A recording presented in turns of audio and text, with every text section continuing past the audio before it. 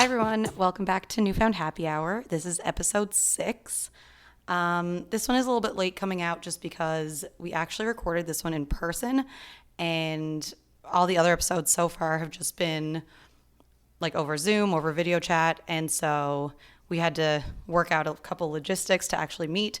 But yeah, today's guests are Nick Earle and Dan George. If you don't already know them, they are local musicians here in Newfoundland.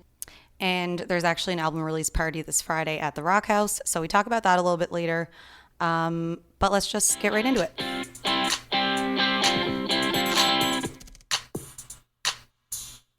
Okay. Well, thanks, first of all, for doing this because you're hosting me, technically. Welcome. This is my first like in-person one. That's good. Yeah, my first in-person episode because everyone else has been most of my friends who live away. Or who aren't here and or have COVID. All of them have COVID. Don't worry. Some of them, so do we. Some of them might have still have COVID. But yeah, so I'm here with Nick Earle and Dan George. Do you guys want to say where you're from, how old you are? From St.Johns and still 22 forever, apparently. I'm also from St.Johns and I'm also 22 forever. Love it. So I start every episode with how I know the people that I'm talking to. So how do we know each other? How do we? George Street? I thought you knew. You're in my house right now. I know what I want to say. Like, who are you? Basically, the length of time I've known you is probably the length of time that you've been singing at Greensleeves. So Yeah, absolutely. Because I live absolutely. there and you live there. Yeah, Basically. it was like the first time the bars really opened up after the first COVID lockdown. Yeah. That's when I really started down there. And then Dan started down there, 7 years ago on and off when he was just a tiny tot, obviously. 7 years ago is so generous. I started down there when I was like 18 playing. Oh, really? Yeah. I've been on and off a while, and then I was like away, and then For context, Dan is 28 now. Yeah. 28 Yeah. as of Last week. Yeah. Yeah. For more context, you both are musicians. For anyone listening who Yeah. doesn't know Oh yeah, that. yeah, 100%. Yes. Yeah. Yeah, I it's started like- playing down. 10 years ago. Yeah. Which is Wow. depressing. That's wild. But yeah, it's like we've both been doing music at a professional capacity for a while. And then the little cover bar gigs were just kind of a way to make money, just either on the side of our main gigs or especially during COVID when, there's no travel at all and all the travel restrictions were. We were kind of the only places wild. that could go to a bar and see live music. Yeah, it was. Yeah, we'd have a bunch of tourists come too. And, even before there was like a mask mandate, it was like COVID-19 was fully running rampant, and everybody was just like, "Oh yeah, but like the bars are open. Stay home except for the bars. I remember You can go down and Literally. you can."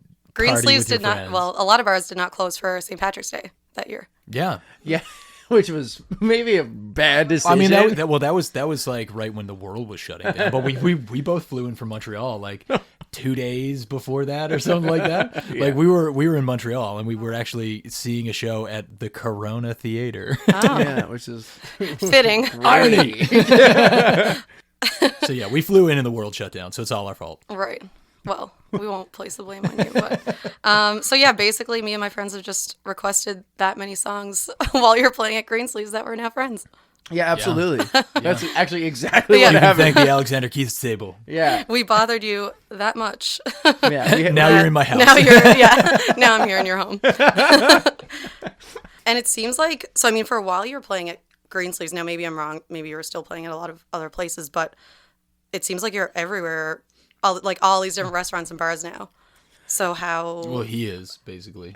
Yeah, I mean, basically, look, you never want to tie yourself to one spot. It's always good to have as many gigs as you can get.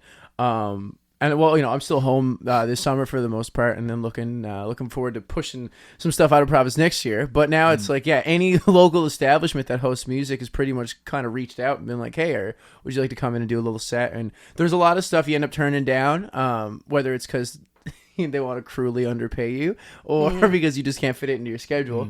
But like the Newfoundland Embassy is a great example of a bar that takes care of folks, and I love playing there, and it's become like my favorite gig, really. Yeah, they have a really nice patio now too. So good. So good. Yeah. Yeah. Patio's nice, and the music is good, and the beer is good. Yeah. Yeah, for anyone coming to Newfoundland, that is legit the friendliest little pub in North America. Like, it's nice. Totally. And how did both of you get into music? Oh, jeez. You go first. I'll think about it because it's a long time ago. My parents played in bands and stuff in the 90s, and my dad is a multi-instrumentalist himself, and Mom sings a whole bunch. So I kind of it was. I don't know if I ever really had a choice, but I just grew up around tons of music, and then once I showed interest as a really young kid on piano, just a little toy one in the house, my parents got me piano lessons, and then I really wanted to play the guitar. So around 8 years old, I got my first left-handed guitar because I'm a lefty. I used to fool around on a bunch of right-handed instruments that were in the house. But since then, I kind of ditched piano lessons, and I kept playing guitar for the last 14 years. Wow. And then through that, like, any high school opportunities really to perform.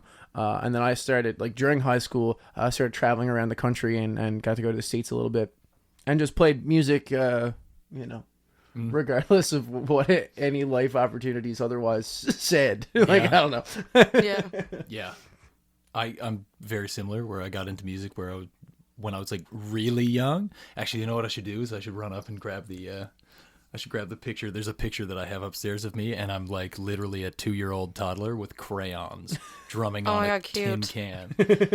So I think it was like, it was always there. I think it was kind of just like, oh, well, it's going to happen at some point, whether you try to or not. Yeah. And same thing. I mean, like, growing up, I was just really into music, and did like piano lessons, did all of that, did high school band, and like all of the typical stuff that you would if you're kind of like a big nerd like me. And after high school, I wanted to go do university for music, and I was kind of just like, no, I don't think this is for me. If I'm going to make a career out of it, I don't believe that you specifically need a degree in something. So I was kind of just like, no, I'll go and I'll work and I'll try my luck at it, and ended up like touring all over Europe with a band and going down again in the United States and doing a bunch of stuff. And I didn't know that. That's so cool. Yeah. I've been all over the place with music. It's kind of just taken me everywhere. So it's kind of crazy. And again, if you look here, like, it's kind of just like, oh, here's festival passes and all of this stuff that's there, and there's an equal amount that's on that side, and it's kind of just been a freaking whirlwind nonstop. It's like I too collect lanyards. Lanyards is like the big collection here, and I do not have any space for them anymore. It's freaking crazy. But I mean, it's taken me all over the place right up until the world shut us down. Yeah. And I've kind of been home pretty well since. I've done a couple fly-in dates, but that's pretty much it. We did like Canadian Country Music Awards last year, and there's a couple different festivals coming up now, so that's cool. But I mean, the main thing getting into it was I just grew up around music. And did you both meet each other from music, or were you friends? Yeah, no, we met through music. Yes, We met at a Music and L conference in Bonavista, whenever that was, like 2015 or 16, maybe? It was either Bonavista or Twillingate or something. I remember because Monto Vista was the joke the whole time. Yes, and we have a friend of ours, Jacob Earle, was in a green Ford Fiesta, I think. Yeah, something like that. I have no idea. But he like rapping around. So we knew about each other, but like at that point we weren't friends. Okay. We were kind of just like, oh, hey, like I know who you are. And then years later, like probably no joke, 4 or 5 years later, it was from that. No. 3 or 4. 3, yeah. I got hired to do his record, his first solo record, by his label. And then that's kind of how we... Okay. And then you became friends. Then connected. Yeah. Since. And then we were just like, wait, you like this band? Yeah. Wait, you like this band? And you've done this? And we're like the same person. So now, now Dan is my hetero life partner. Yeah. Love that. So absolutely. Like, it was like I got hired to do this gig. And that's also how like the Reckless Hearts Yeah, I was going to ask that band too. thing became a thing too. Right. So you actually didn't know them before. No, not really at all. Like I knew Dan on and off a bit, and we just meet at different music events. But I didn't really know Claire because Claire is also 2 years younger than me. So at the time of the first solo album recording. That was that Breaking New Ground record. Mm-hmm. We did a live video session for it, and we wanted to do it as a trio. So I had Dan come in, and the original bass player who was booked for it couldn't make it. So we reached out to just around town to try to find bass players that would fit. And then Claire's name came up, and I was like, oh, okay, like see what happens here. And we jammed with Claire over one day, really just learn the songs and hang out a bit. And it was like, oh, cool, she's great. And the rest is history. The rest is history. Yeah, we cut a blues rock record, and then COVID hit and stopped the release, but it didn't matter because then we took 2 whole years to write a different record. Yeah, and that one's coming out next week. So, holy shit! Yeah, I didn't know that. I figured that you would have been like a band first, no, written all of it, and No, then literally, it was. Yeah. It was like, hey, would you come out and record on this album? And I was like, yep, sure. Yeah. Right. Money, because Right. that's why And we it do. worked out. That's why we That's do kind of anything. what we do anyway for a living. So Yeah. it Yeah. to me at first was kind of just like just a contract. Mm-hmm. So it's okay. I'll go out. I'll do the contract and finished. Good to go. And then it was kind of just like, oh wait, it's 5-6 years later. Yeah. now, and Yeah. here we are, yeah, still cranking out music. Yeah. But like, you listen to the progression of like songwriting structures and quality to this new record that's coming out versus the first one, and you Right. wouldn't know it's the same band at all, like legitimately. Like, you just wouldn't. Yeah. It's crazy. well, it's good. Like you want to see growth. You don't just want to do the same if thing. you're not getting Yeah, better, I yeah. guess you should just stop. So what was the process then for you to write songs and make a record? Where do you even start? This one, I mean, like, I got to a point in between the Reckless Hearts record and this one where I just wrote a song a day for like a year. So I was writing every single day during, I guess, the first year of COVID, whether that was to a fault or not. And then ended up with just a whole bunch of songs, and a lot of them were shit. Most of them were shit. Actually, they all might be shit. We'll find out when the record drops. But and then I just go in with Robert Kelly, who produced the record, and I go in and I just sit down with the acoustic guitar and lay out a demo track. And like sometimes I'd start with lyrics, but like for me it's always a joint effort between the melody and the lyrics, because if you don't have a good hook, you have nothing. At least that's how I kind of write now, unless you have like a really artsy story to tell, and you're going for I don't know, Beatles White Album kind of concept where it just ends up where it ends up. Drugs. But yeah, I don't know. I'd like to find a hook somewhere. And the new album is pretty much all hook driven. So we recorded like 24 of those and kept our best 8. Really, there's a ton of B-sides for this record that There's like a eventually will be full out. album. You should do like a Taylor Swift vault thing. Yeah, I probably Release the songs will. from the vault. Yeah, and there's like basically a full acoustic album done as well. Now one of the songs from that session is actually on the next or this record On we're this talking record. about. Yeah, Yeah. but yeah, Wow. it's been wild. And obviously, I'm a huge Taylor Swift fan. So do you, like, where do you get your inspiration from? Real people? Taylor Swift. Yeah. I mean, Almost 100% exclusively Taylor only Swift. yeah. I will say all of like those new like Taylor's versions are much better. Way better. So way much better. better. Her and Jack Antonoff Yeah. are kicking ass. Yeah, Yeah. it's way. He is amazing. And it's like is produced way better. And like Yeah. it, Yeah, oh 100%. like yeah, the I depth love is- the fact that it's an unfortunate situation that happened to her, like everything that went down. But the fact that like she's like, well, you know what? I'm gonna go and record Own it. all of these albums again, Yeah. and like Yeah. the fact that she went back and re-recorded all of her old stuff. Everything bad that happens to her is like, it just results in something even better for Yeah, her. yeah, it's like a Yeah. complete She rebound. always comes out on the other side. Yeah. It's so good. Yeah. So do you write about real people? Do you write about, So do you dream about lyrics and or melodies? Because I've heard Fun of people doing story. fun story? Yeah, that. there's And a, I think dreams are so interesting. there's a Yeah. there's a tune on the record called "Before I Met You," and it's just like because every record needs a breakup song, I guess. and I went to sleep after watching an Oasis concert. And in my head, there's this massive, like in my dream, there's this massive UFC event happening that's actually coming up, and I was very excited about it. And it's two of my favorite fighters fighting, and my favorite of the two favorites won the fight, and I was so excited in my dream and very happy. And then the song started playing in the background, and I was like, "Oh wow, what a little boppy doodle we got going here!" And I got up the next morning. It was like 8 or 9 o'clock, and I ran into my desk and I sat down and I grabbed my guitar and I remembered the song almost in full from my dream. And Crazy.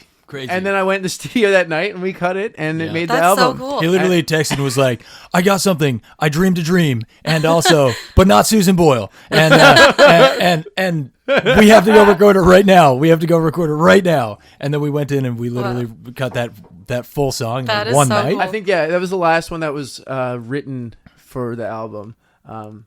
Yeah.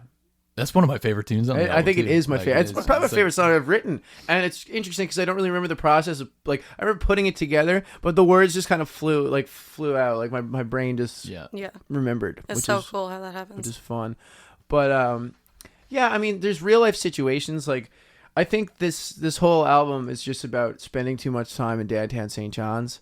Like even if you look at the singles, like Queen of the Night is just like anytime you go into a bar and there's that like stereotypical but one girl that thinks she's the life of the party, and it's like yeah, everyone is just kind of captivated by whatever's going on with that either like mess or person. Yeah. Depending. Mess is yeah. correct sometimes. You know.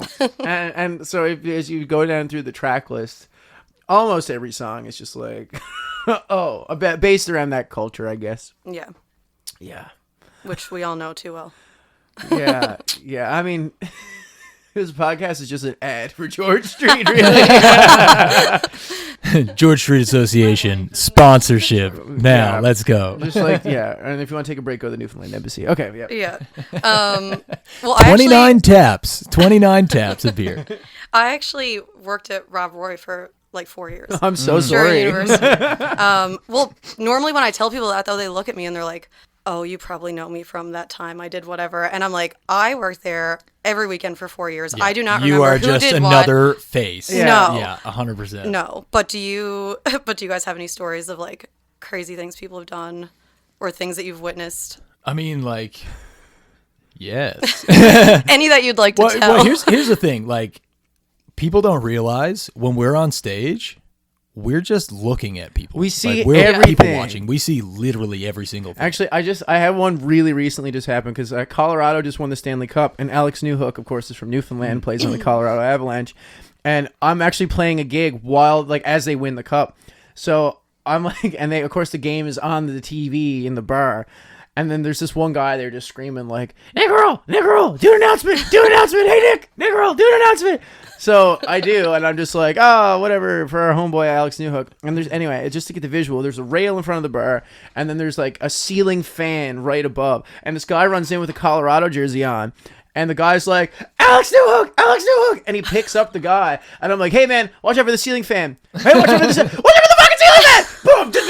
And the guy like just gets pinned by this ceiling fan, and yeah, it was actually incredible. No. Oh, whacked him right in the head. He like falls on the floor, looks like he's concussed, and then it's like the moment where like I stop playing and the bar goes quiet and everyone thinks he's dead, and then he just stands up and everyone's like, yeah!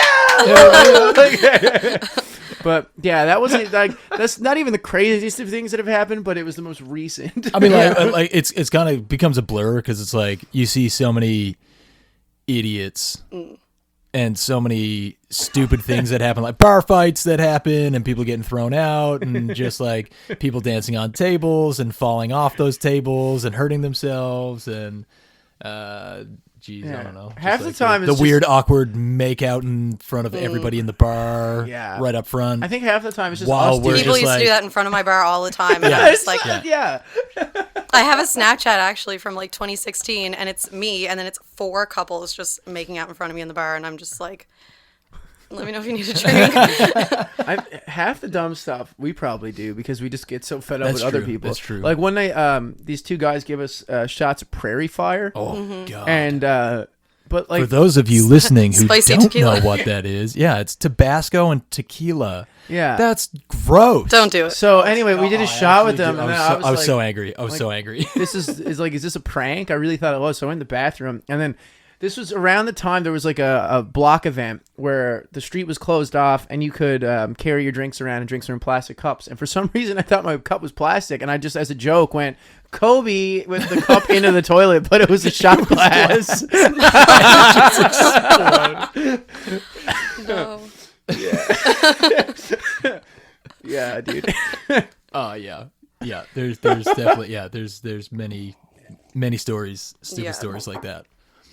Kind of relating to Too that. many stupid stories like that. Like I did an episode with well, I guess in some of my episodes I talk about like the dating scene here and how it's so unique, I guess is the Unique! word. Like and awful. But do you I guess because you guys see everyone in bars when they're making their most Horrible life-changing Oh, decisions. yeah. So what do you have any opinion on Well, it's really on the funny dating scene here? that number one, that we both met our partners and now like have homes and lives with our partners Yeah. through that miserable dating scene That's downtown. Right. Yeah. So I mean, like, Right. I guess it's not all. So the I guess worst, we're you two know what I mean? scenarios where it worked out, or we just convinced two people to just like us for a long period of time. But otherwise, it's like, And get homes with them. yeah. But yeah, I don't know. It's it's the best place where if you want to go meet people.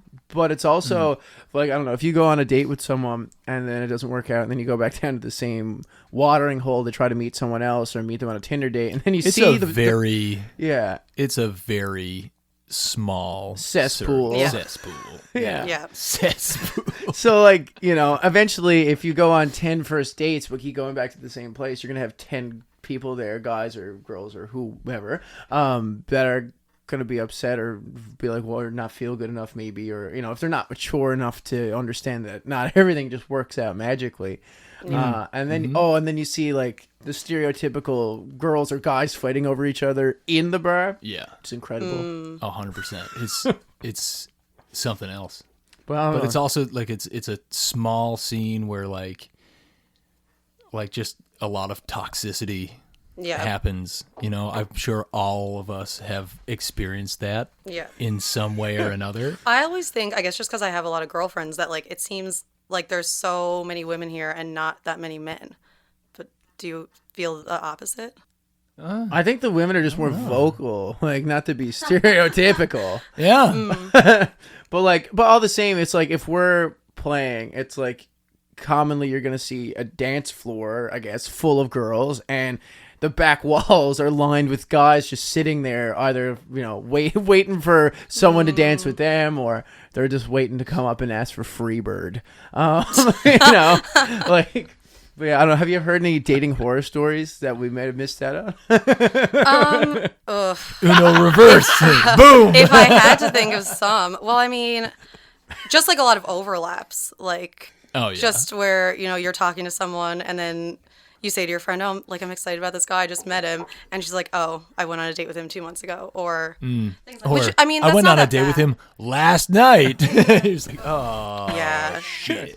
Yeah, there's 100,000 people in this city, but the community of downtown has like 4,000, and you're just gonna keep cycling. That is a good point. Like, that's just how it goes. Yeah. Yeah. So can I ask how you met your partners?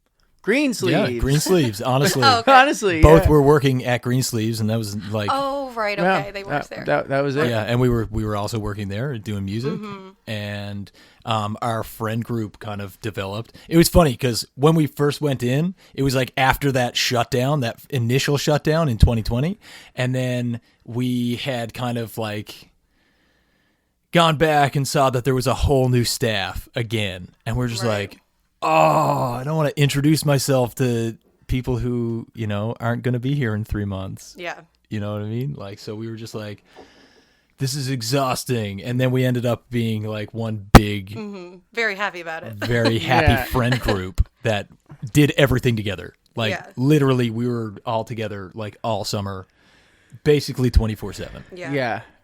it'd be like you're getting ready to go home, and like the last people you see, and then the first people you see the next morning, it's like, yeah, do you want to go get brunch or something? Yeah. Like, And that then, was and then just everybody every was day. like friends. So it all started off with like friendship. Yeah, it was and then pretty we were just organic like, that way, and then Yeah, I think it's definitely the same in a lot of bars. Like when I worked down there, so many couples worked at the bar. Yeah. Either Yeah. like they met there or they got hired together, or like Yeah. one of them got hired and then hired then their hired the Yeah, other one. yeah. boyfriend or whatever. And and then we all had like a big friend group for a while too. But I was going to ask if that has an effect on your relationship, but I guess when you're working in the same environment. Well, Yeah. it's like I don't Yeah, really 100%. I don't really work with my partner down there anymore. Yeah, same here. Same here. yeah. We're basically on complete opposite schedules. Yeah, but like, I don't know. I think it's just like if you work in music at whatever capacity it is, like when we look to go back on tour next year now and fill out festival application season or whatever. If you need to have a partner that's gonna want to support you in that, and it's whether you go out for 6 weeks or you're out for 2 weeks at a time.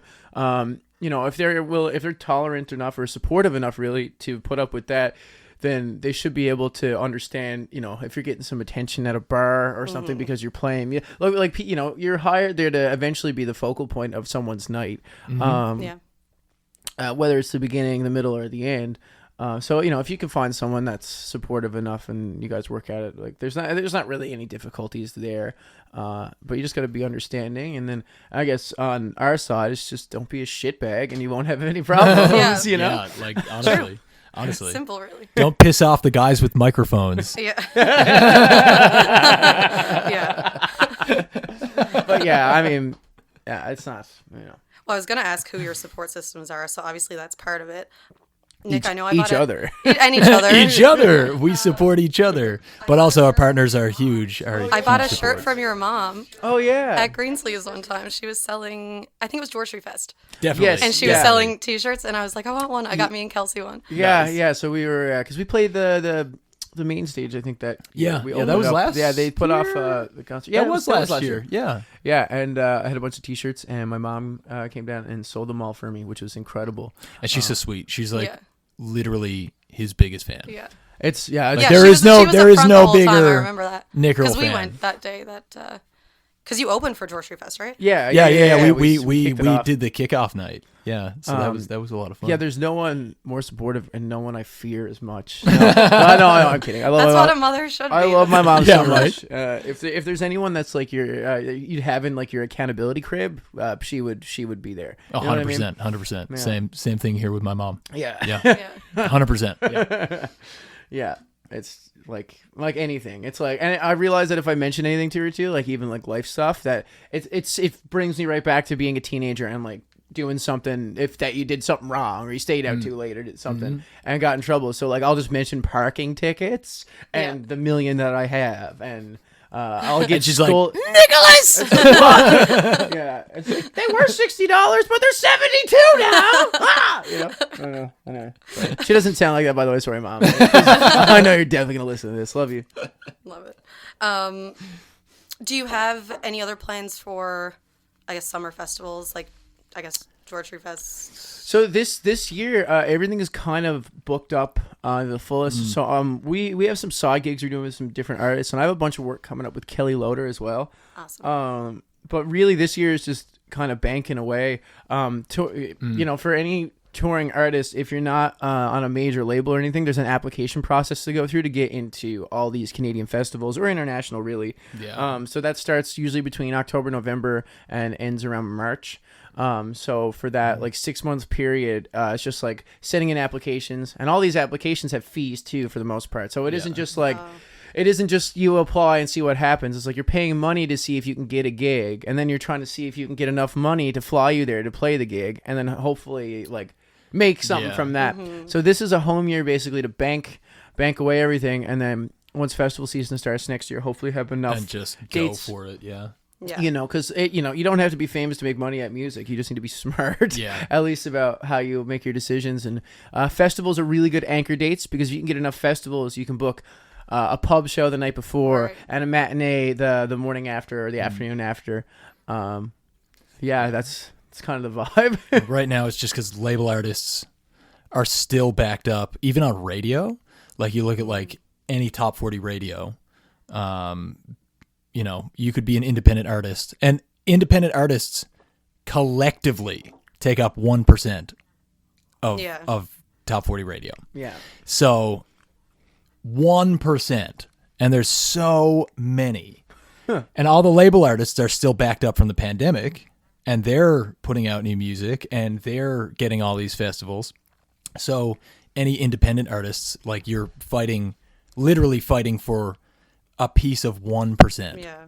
So it's crazy. And if you're a label artist, you're kind of almost guaranteed to have, radio play over all the other artists, and you're guaranteed to have festival slots over all of the other artists. So it's one of those things where it's like, this year is a little bit difficult. It's a good year to be banking. And then next year it's going to be like, let's go. So what are some of the festivals that you want to do? Mariposa Folk Festival in Aurelia is great. Calgary Stampede is such a amazing Stampede's time. cool. Ottawa Blues Fest is another one to get into. Harvest Festival in New Brunswick. Played that one a few years ago. It used to be Harvest Jazz and Blues. Now it's just called the Harvest Festival. It's in Fredericton, right? What else? Halifax Pop actually is a really great Halifax showcase. Pop Explosion is cool. They have a lot of showcase opportunities too. There's so many festivals that, like, all the time I'm just like, oh, I didn't even know that existed. Yeah, I haven't heard of some. There's so many, and like, they're always popping up. The Lunenburg Folk Harbor Festival is that's really really cool. Play that one really back, cool festival. like 2018. And the Hullabaloo. Larley Creek, Hullabaloo. New Brunswick has a really cool festival circuit scene for sure too. Like as a whole. And they also have like a new shipping container village that they did in St. John on like that downtown where the cruise ships come in, and there's a big stage there, and they're doing like harborside festivals now. That's cool. comparable to George Street Fest. Yeah, it's really really cool, really really cool. Yeah, and then Cavendish is cool too. I mean, like because we both play with like a bunch of different artists as side musicians, and so like a lot of that too is like we'll get hired on country gigs. So like my gig that I want to play is like Cavendish Beach Music Festival and Boots and Hearts, and obviously Calgary Stampede is massive for the country scene. You know what I mean? Yeah, it's like if you get on was it like the Coca-Cola stage or whatever that's up there? Is that the one? I think so. Yeah, and they have like Coca-Cola, and there's Nashville North, but that one they'll branch out a little and bring more rock artists in. So like I know if Matt Mays is playing at the Stampede, it'll be that stage. I think it's the Coca-Cola stage. Still a big stage. I forget what it's called. I forget who sponsors that stage. I forget. Anyway, there's a Toyota stage. Corolla. Do you think a Corolla will be at the Stampede? Absolutely not, dude. So for the summer, you're just around Newfoundland. Yeah. Different festivals around here. Yeah. This was the year that I really thought I'd be moving again. And then when I went to do the application season last year, I was like, oh, they're not even going to be looking at other bands coming because they have to fill out they fulfill their contracts that they had previously booked too, right? Like postponing all the bands. I mean, we just did Kelligrew Soiree together with Justin Fancy. Right. And before that, I just did the folk festival, St. John's Folk Festival, and that was with another artist, Rosemary Lawton. She's a fiddle player.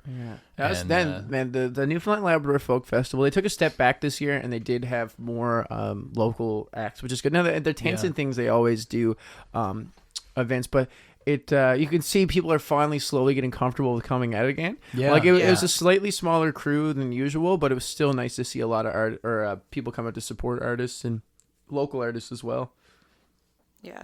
And what are your plans for the next couple of years then? You just want to keep playing more? Keep playing. Touring. Get back to being more full-time again. Because, like, I know that, like, before the pandemic happened, that's what I was doing full-time. And, like, that's, like, how I pay my bills. That's how I, make a living is strictly music. Yeah. And now I'm doing a bunch of different stuff. Yeah. Which is cool because it allowed me, to branch out into different kind of sectors that I would have never thought to do before. Yeah, it's also like I like touring and playing my own music and being on bigger stages and don't get me wrong, there's some gigs that I love to do. Like I keep talking about the Embassy because I just love that gig. It's a Thursday gig. It's chill. I play my own stuff for it's early. It's early. But a lot of the other ones, these cover bar bangers. I mean, I don't even promote them for the most part. I just show up and do my job and leave because at the end of the day, It's just that, the venue wants someone making noise. It's not a show. You're not selling tickets to a show, and I want to sell tickets to shows. So, Yeah. that's just how it is. Don't get me wrong, it's fun, but there's some times where you're just sitting up there and you're watching all your friends having a good time while you're just dreading your gig. Yeah. So I'm looking forward to eventually get back out of that. But that's the downside of like social media right now is like I've like all of my friends who are playing music in like Toronto. Yeah. They're all doing massive festivals. Right. And I'm just like FOMO. I'm just having such a bad time sitting here not doing that. Yeah. So when this comes out, it's going to be... We're recording this Friday, which is usually when the next episode would have come out. Yeah. But it'll come out before next Friday, which is the album release party. Yeah. Yes. So what's the deal with that? I'm going. That's all I know. Nice. Nice. Woo! Live coverage. You know, me and the girls are going to go. Oh Obviously. yeah, 100%. Absolutely.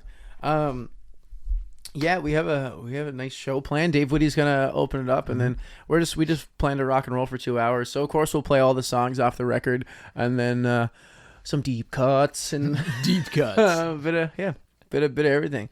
And if this is coming out beforehand, there are some Yeah, tickets this will be like a still couple days available. before. So. So if you're in the St. Johns area, if you want to fly in for a night of amazing music, no. No, it's gonna be a good night. no It's one's definitely gonna gonna be. market It's you gonna like be a good yourself. night. Yeah. Do what Kiss did, and I think there was they booked Black Sabbath in a ballroom in New York once, but Black Sabbath didn't know about it, of course, because they didn't know who Kiss were or anything. And when Black Sabbath didn't show up, Kiss just got up and played instead for like 1,000 people in the ballroom, and that's it. Yeah, so sometimes just be shady. So yeah, folks, check out Matt Mays next weekend at the Rockhouse. 7 p.m. 7 p.m. No, 9 p.m. 9 doors. p.m. 9 p.m. Yeah, and just be there, or frig off. Don't. So at the end of all my episodes, I ask people to give advice. So it doesn't have to be about music or anything. It can just be either advice you give to people or advice someone gives to you that you always think about or that you always share. Don't let your dreams be dreams. Only you can prevent forest fires. Mr. Clean. No. But yeah, I don't know. I don't know how Mr. Clean is advice. Mr. Clean. Do you have any advice? Use it. Mr. Clean. No, I think just, Use it. I think don't set too many parameters around yourself. If it's anything creative that you're doing, or if there's anything that's like task, or if you're task driven, then set up all the perimeters and parameters around you. Just because working at music, I worked at blues music for so long.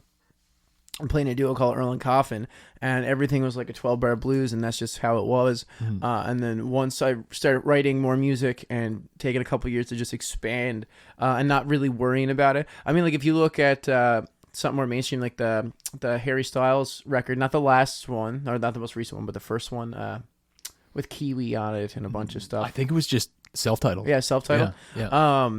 Like that is just like, some dude being creative that has now it doesn't really matter what he does because he's had enough success that it doesn't matter. Yeah. But it was completely different from what One Direction was doing. But looking at that attitude and approach, Completely. it's just like, don't be afraid to be outside the box and don't really care what anyone else thinks, really.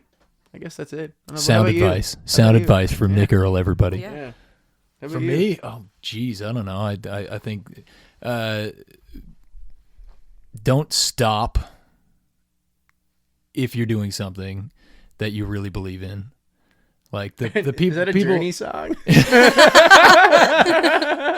Fuck!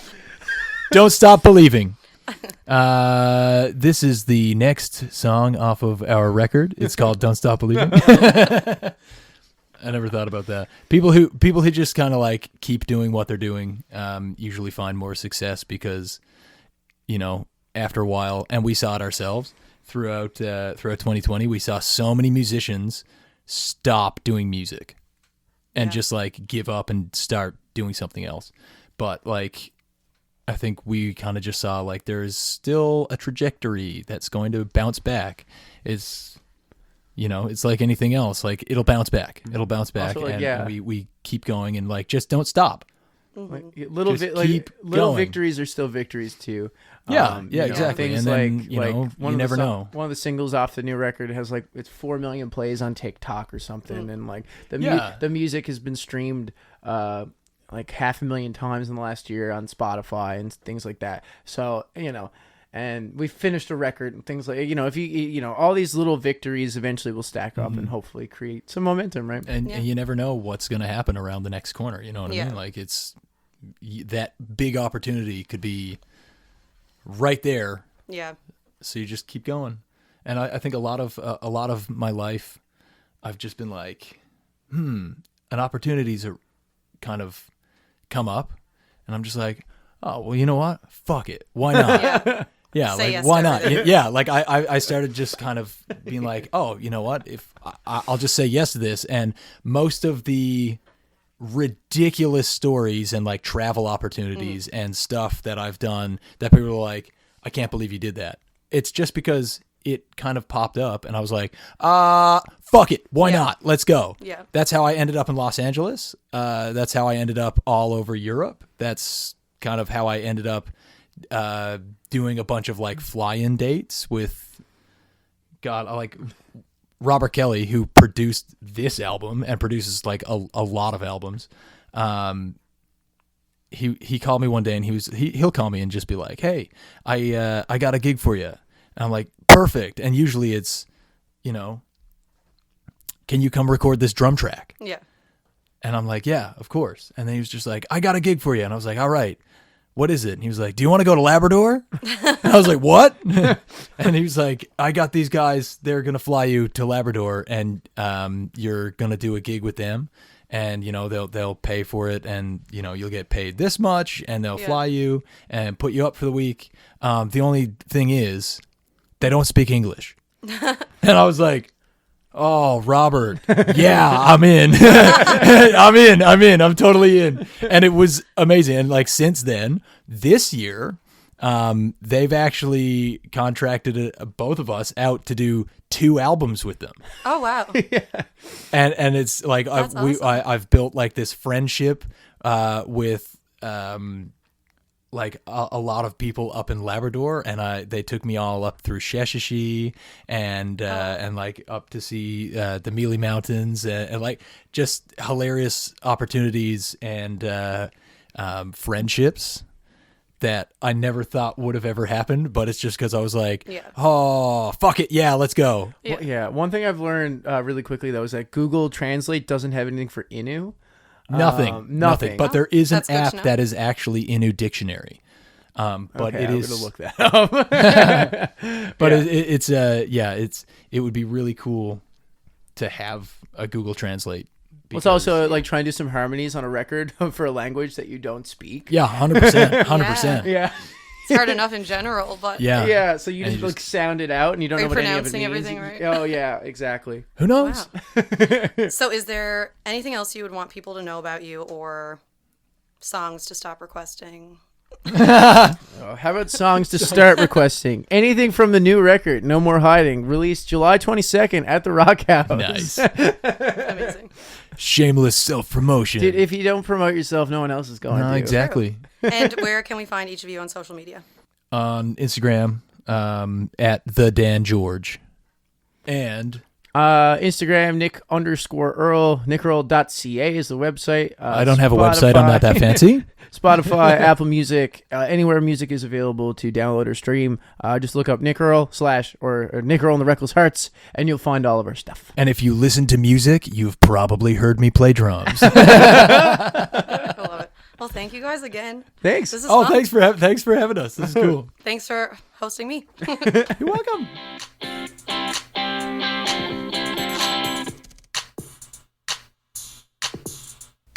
Such a good conversation today. The guys actually helped me set up the recording of this episode because I don't know if you all know this, but I'm not using anything fancy. I do not have a background in this, and I'm just figuring it all out as I go.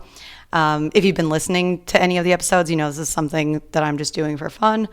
So thanks for listening, and I hope you keep coming back. And this conversation has me super excited for music festivals and everything. I just decided the day that we recorded this that I'm going to go to Boots and Hearts the first weekend in August. Very last minute decision, but I'm super excited, even more excited now. So I'm going to think of ways that I can incorporate that into a future episode. Going to figure that out. So stay tuned because I'm sure there's going to be some stories at the very least. And thanks again to Dan and Nick. Good luck this Friday. Cannot wait to listen to the album. And for anyone else, you can find me on Instagram at Newfound Happy Hour and most places where you get your podcasts. The next episode should be August 5th, so see you then.